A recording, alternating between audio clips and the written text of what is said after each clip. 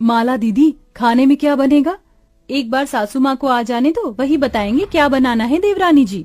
तभी सास कस्तूरबा राशन में थोड़ा आटा लेकर रसोई में आती है।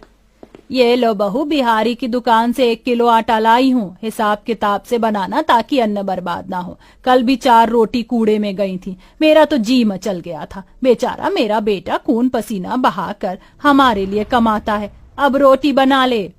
माँ जी, खाली रोटी बनेगी, आज सब्जी नहीं बनेगी क्या? मैंने ही माँ जी को सब्जी लाने से मना किया था देवरानी जी। कल रात की आलू की सब्जी जैसी बनाई थी वैसी ही पड़ी है, किसी ने छुई तक भी नहीं। तो अभी वही मिलजुल कर चला लेंगे। जहां अमीर लोग पैसों के बलबूते पर सहूलियत खरीदते हैं, अधिकतर गरीब के परिवार की जिंदगी तो कमाते खाते ही गुजर जाती है।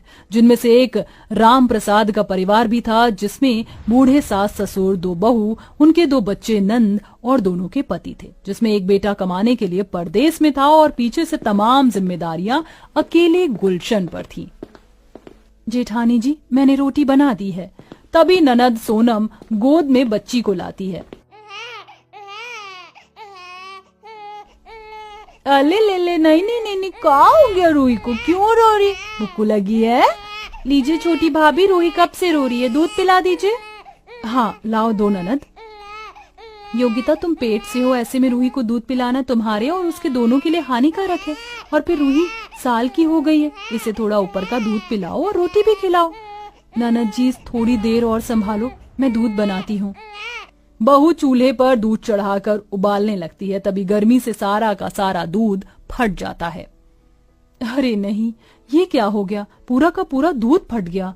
चाय पानी बनाने के लिए रखा था दूध अब। तभी सास भी रसोई में आती है। बहुओं, रोटी पानी बन गई हो तो जल्दी लाओ। अरे छोटी बहू, क्या हो गया, ऐसे क्यों बैठी है? माँ जी देखिए ना, दूध फट गया। हे भगवान, पूरे पतीले भर का दूध फट गया, सारे पैसे पानी में चले गए। बहू, तूने दूध गर्म नहीं किया था क्या?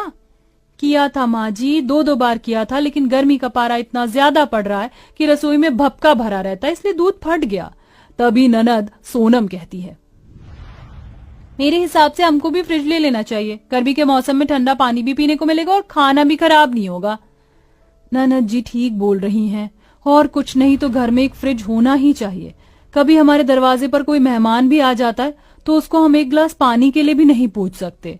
घर में फ्रिज की बात होती देखकर सास बात को पलटते हुए कहती है, बस करो तुम ननद भाभी, ऐसी आला बला की चीजें हमारे लिए नहीं बनी है, ये बस अमीरों की चोचलेबाजी है, उन्हीं को शोभती है। फ्रिज घर में आए ये इच्छा बूढ़ी कस्तूरबा की भी थी, लेकिन वह अपने बेटे के कंधे पर और बोझ नहीं देना चाहती थी, क्योंकि इतने बड़े परिवार के पेट भरवाने में गुलशन रोज ही कड़ी मेहनत और संघर्ष करता था। बहुएं सबको खाना परोसती हैं, मगर एक और खाते ही गुलशन थूक देता है। थू! अरे कब की सब्जी बनाई हुई है? क्या हुआ, सब्जी अच्छी नहीं लग रही क्या? ये सब्जी सड़ गई है, इसमें से बास आ रही है, कुछ और बनाया है तो लेके आओ। दोनों बहुएं लाचारों की तरह वहीं खड़ी सास का मुंह ताकने लगती हैं, क्योंकि ना तो उसके अलावा कोई बनी सब्जी थी और ना बनाने को। जी, और दूसरी सब्जी नहीं है। अरे तो बनाई क्यों नहीं थी? आलस करना तो कोई तुमसे सीखे। दिन भर बाहर में गर्मी और धूप में गधों की तरह काम करो और टाइम की रोटी भी ठीक से नहीं मिलती। इतना सब सुनकर गुलशन थाली से उठ जाता है। योगिता वहीं खड़ी सर को झुकाए रोने लगती है। गुलशन देवर जी, देवरानी जी की कोई गलती नहीं थी, मैंने मना किया था सब्जी बनाने को। अब किसे पता था कि गर्मी से सब्जी खराब हो जाएगी? कोई बात नहीं बेटा, ऐसे गुस्सा नहीं करते। चल अब गुस्सा थूक भी दे, ये रोटी ले ले, बाहर में 10 रुपए की सब्जी खरीद कर खा लेना। इसी तरह सिलसिला जारी था कि एक तरफ जहां गर्मी का मौसम आग बरसा रहा था, तो वहीं कभी सब्जियां सड़ जाती, तो कभी खाना खराब हो जाता और कभी तो दूध फट जाता। बहू ये ले लौकी लाई हूँ, एकदम कच्ची कच्ची है, इसे कल सुबह बना देना। तुझे तो पता है गुलशन को लौकी के कोफ्ते कितने पसंद है। मेरा बच्चा 2 रोटी ज्यादा खा लेगा, दिन भर कितनी मेहनत करता है। जी माँ जी, लेकिन सुबह होने तक लौकी गर्मी से टिक नहीं पाती और खराब हो जाती है। हे भगवान, मैं तो दुखी हो गई हूँ, आज फिर नुकसान कर दिया। अरे भाग्यवान, जरा 1 गिलास ठंडा पानी पिला दो। अच्छा लाती हूँ। सास रसोई में आती और सब्जियों को खराब हुआ देखकर दुख के मन से कहती है, हे भगवान, फिर सब्जी खराब हो गई। इस गरीबी और गर्मी ने तो मिलकर हमारी जान ले रखी है। तो 5 साल की छोटी सी पूजा हाथ में रसना का पैकेट लेके आती है। माँ, मुझको ये लच्छना ठंडे पानी में दे दो बना के। अच्छा ठीक है, देती हूँ। माला मटके के पानी में रसना बना देती है, मगर पानी गर्म होने से पूजा चिढ़ जाती है। मुझको नहीं पीना, तुमने कितने गर्म पानी में घोल दिया, बर्फ वाला पानी दो। पूजा, हमारे घर में फ्रिज थोड़ी ना लगा है, बर्फ वाला पानी कहाँ से लाऊं? मुझको नहीं पता, कहीं से भी लाकर दो। गर्मी और गरीबी दोनों ही से उकताई बहू बच्ची को थप्पड़ मार देती है।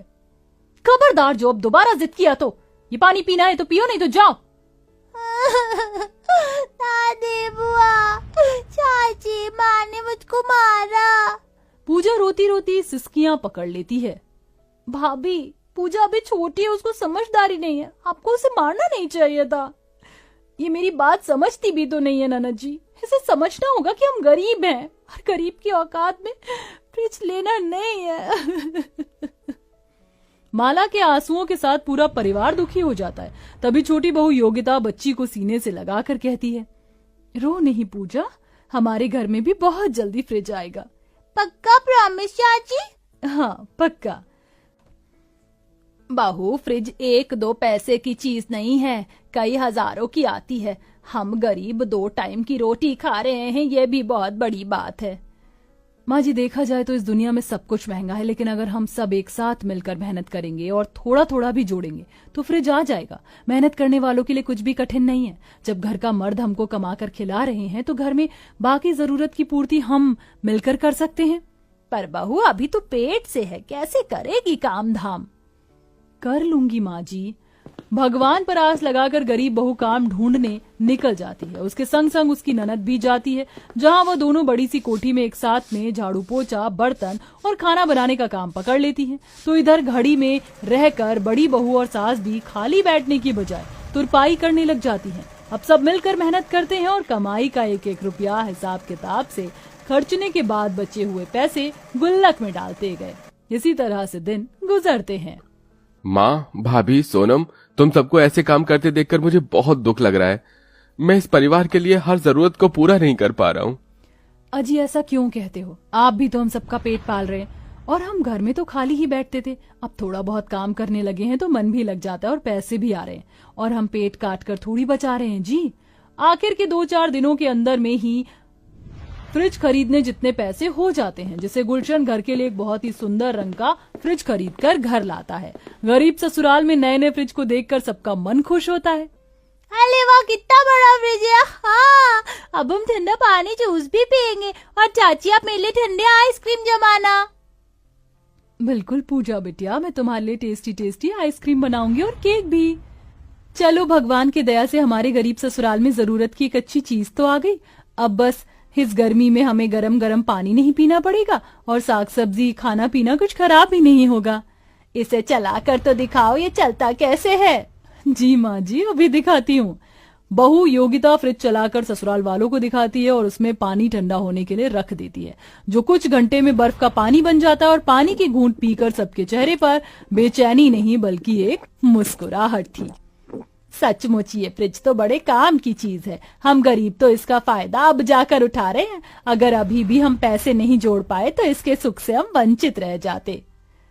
हमारे घर में ये फ्रिज छोटी भाभी की वजह से आ पाया, वरना तो इस गरीबी में हम ना तो पैर आगे बढ़ा रहे थे और ना ही कुछ लेने का मन बना पा रहे थे।